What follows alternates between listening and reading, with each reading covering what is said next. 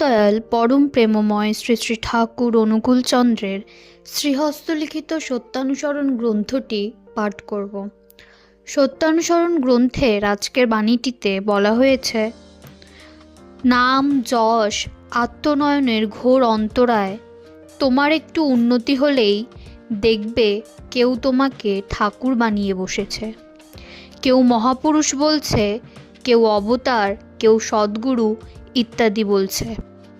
আবার কেউ শয়তান, বদমাশ, কেউ ব্যবসাদার ইত্যাদিও বলছে। সাবধান, তুমি এদের কারোর দিকে নজর দিও না। তোমার পক্ষে এরা সবাই ভূত, নজর দিলেই ঘাড়ে চেপে বসবে। তা ছাড়ানো মহা মুশকিল। তুমি তোমার মতো কাজ করে যাও, যা ইচ্ছা তাই হোক। নাম যশ ইত্যাদির আশায় যদি তোমার মন ভক্তের আচরণ করে, তাহলে তো মনে কপটতা লুকিয়ে রয়েছে।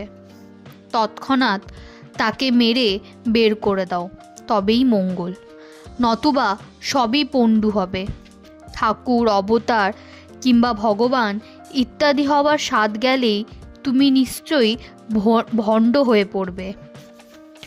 আর তাতে মুখে হাজার বললেও কাজে কিছুই করতে পারবে না। যদি ওরূপ ইচ্ছা থেকে থাকে তবে এক্ষুনি ত্যাগ করো, নতুবা অমঙ্গল নিশ্চয়ই। সবাইকে জয়গুরু বলে সত্যানুসরণ গ্রন্থের আজকের বাণীটি এখানেই শেষ করছি।